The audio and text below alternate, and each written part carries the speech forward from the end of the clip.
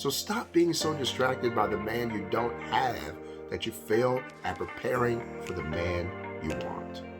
Your love journey is similar to a natural path. Your focus determines your future.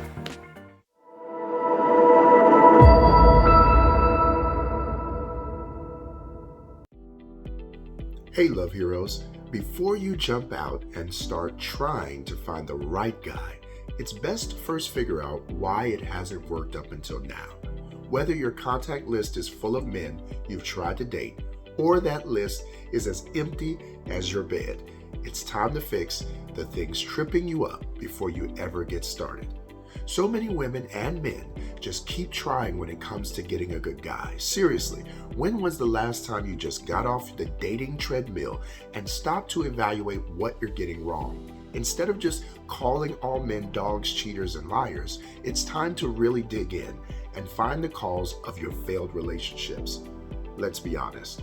You probably have some bad dating habits that set you up for headaches and heartbreaks more than you ever imagined. But today, you're in luck because I'm going to help you overcome the 5 most common mistakes you make while preparing for your man. The first mistake you're making is you're asking for a man before asking for a vision. Now, you should have a personal vision for your life that allows the right man to align with it. Yes, alignment. Anyone who knows me knows that alignment is my highlighted, emboldened, and underlined in all caps keyword for my life. If it doesn't align, it isn't allowed. You don't know what is permissible if you don't know what is purposeful. So, what is the purpose of your life? When you think of your life, what do you envision for your future? A personal vision can support your love journey by keeping you focused on your long-term goals and setting realistic short-term goals you want to achieve. Now, your goals can be anything from finding your dream man to getting married, having 2 kids, and buying a beautiful home together. Whatever they are, a vision will help you navigate love, challenges, and changes.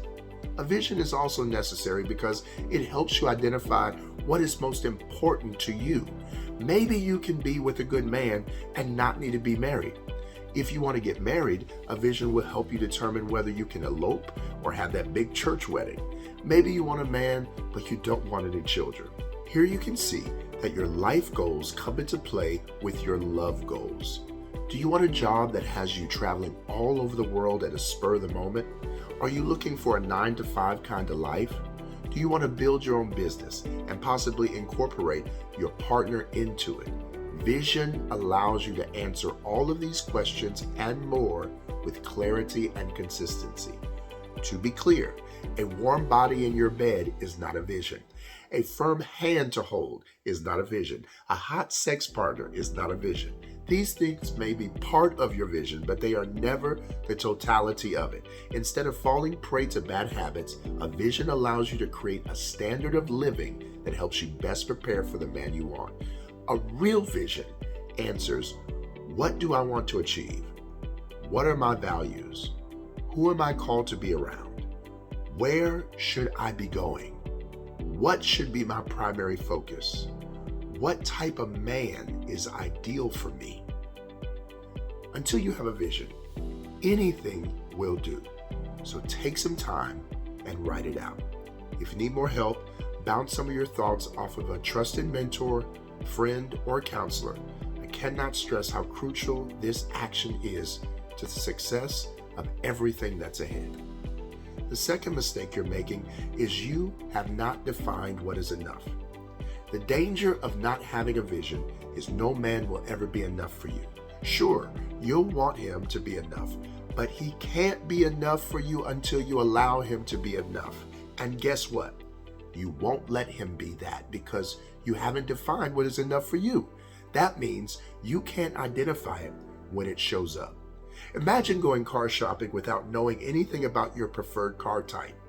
The car dealer will ask you, what type of car do you want? And you may jokingly say, one with wheels. But he'll come back and say, is that going to be 2 wheels or 4? See, so you don't even maybe have an idea of what kind of car you want. He may ask about transmission, how many doors it should have, and what type of amenities you desire. Suddenly, the desire for a car turns into a whole day affair of answering questions without having real answers. Why? Because you didn't plan to answer what would be enough. You can pick a car off the lot, but you may still be uncertain if it's the car that fits you. How many times have you bought something on impulse that you later regretted? This is what happens when you choose men in your life without discovering your vision and determining what is enough for you. A man will never be smart enough if you haven't defined enough. He can never be sexy enough if you haven't defined enough.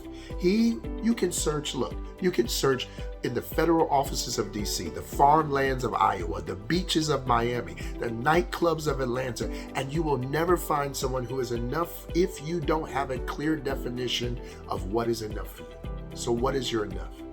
When it comes to his education, is it enough for him to have a high school diploma, an undergraduate degree, or something higher? Can he make a living wage, or should he be making $100,000 or more annually? Is he a renter or homeowner with a beer belly or six-pack? It may seem picky, but knowing your level of enough will help you determine if the man you see is the man that will satisfy you. There is nothing worse than finally finding a man and continually complaining about the man you got. The third mistake you're making is you're not having fun already. No one wants to be around someone boring. You don't even enjoy your life when it's boring. When you don't enjoy your life, you compare it to others, which frustrates you even more. You scroll down your timeline and are jealous about how others are having fun, and you're lamenting your situation. That is no way to live if you're preparing for a man, because a frustrated person is often a desperate person. You will end up doing anything to have some fun in your life, and you will end up with a man who is not suitable for you, but has an exciting life just because you want the thrill. Cue the bad boy. His unpredictable, spontaneous nature is a direct opposite of your professional and well put together lifestyle. The problem is these bad boys rarely make good mates. To avoid going down the bad boy road, keep some excitement in your own life. Plan a trip to a new location, inviting firm friends on the road trips or restaurant weeks or festivals or fairs. Create some game nights with friends and colleagues. You can even switch some people up and the places that you go to. Don't forget to find things that pull on your emotions. You want to feel something. Well, get your ultimate thrill at an amusement park. Find a play or a musical that draws on your emotional side. You can even do volunteer work at a local food bank to gain even more gratitude for the life that you have. Whatever you do, keep it interesting, exciting, and fresh. And you should feel something that makes you feel alive. Here is where you get to practice doing what you would want to do with your man. You'll be so much better at it when he's by your side. The fourth mistake you're making is you focus too much on what is missing. Look, I know you're single and you're ready to mingle, but focusing on what is absent is only attracting more of what you already have.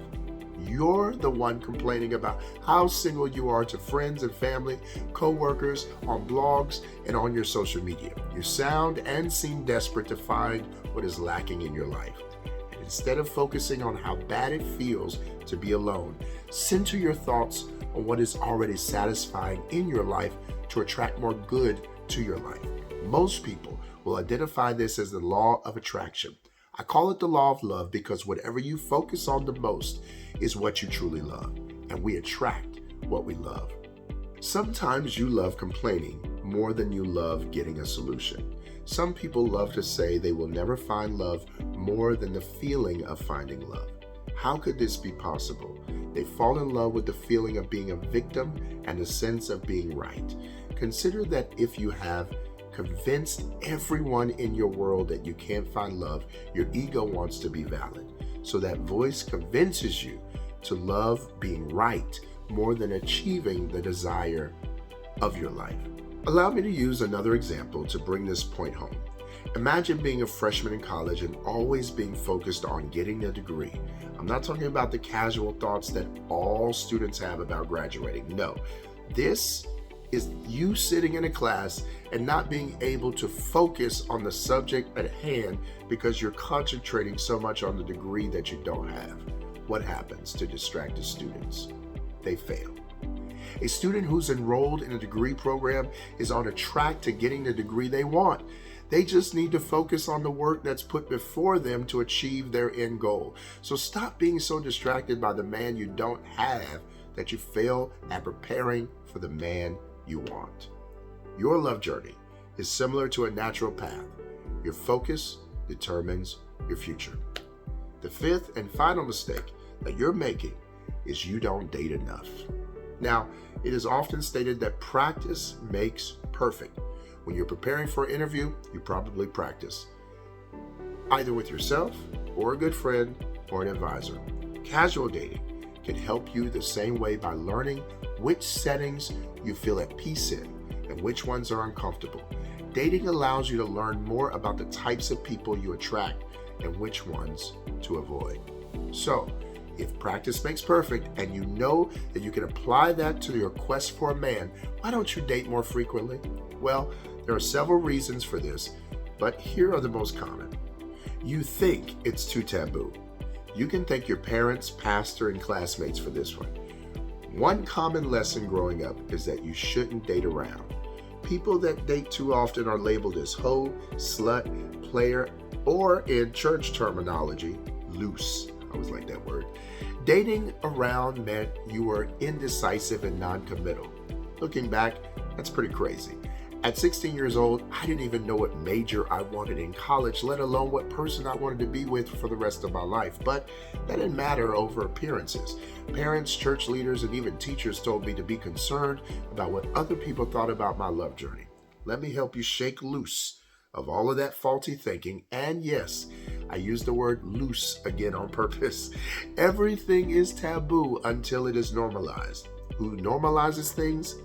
That's the job of our cultural influencers and leaders, political leaders, entertainers, athletes, and religious leaders. And while these people shape our modern cultural norms, you are your cultural influencer and leader in your life. You have to be a trailblazer on your own love journey. No one else can find love for you. No one else can tell you what you want out of love. This is something that you have to discover on your own, and it requires some trial and error. Another reason you don't like to date around is because you feel like a loser. It can be difficult not to win, especially the first time. In a world of instant gratification, it can also be tough not to get what you want sooner than later. I used to be this way when it came to shopping. I would go to a store with my fingers crossed that I found what I really wanted in the first 5 minutes of me being there. I didn't particularly appreciate the seemingly endless task of shopping around. The thought of traveling between 5 or 6 stores to find the perfect sofa gave me anxiety. One day, I complained to one of my friends and he reminded me of the alternative. I could end up selecting something quickly that I ended up not liking just as fast. His words stuck with me. Be excited to try out as many sofas as needed to find the one that fits. And while I felt more like Goldilocks, he was right. I wasn't losing anything but a little time while trying to find the right sofa. The real loss would have been choosing something I ultimately didn't like. And let that be a reminder that dating is a lot like sofa shopping. You have to try them out to know if it works for you. Another reason that you don't like to date around is that you have a Cinderella complex. And this might break your heart, but it's about to save your soul. Repeat after me. No man is coming with a lost glass slipper to sweep me off my feet. Cinderella is a human-made fairy tale. Her world is fake, her family is artificial, and her fairy godmother is a farce.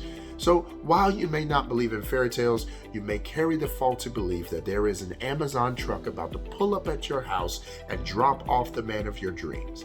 Either way, believing that you can just get a man without trying out several first is going to leave you bitter, disappointed, and alone. So shake off the Cinderella complex and get out there and meet someone. Here's the simple truth. To get what you want, You have to avoid what prevents you from having what you want. My mentor would often say, if you're going to keep your alignment intact, you need to know where the potholes are. There are many potholes to getting the man you deserve and desire, but knowing where they are will keep your journey smooth. You may be making one or all of these mistakes, but it's okay to acknowledge that you made some blunders in the past. This video is not to beat you up or make you feel less than. It's to help you stop doing the things that keep you from what you deserve. Knowing the mistakes will keep you from the missteps that cause you from missing your man.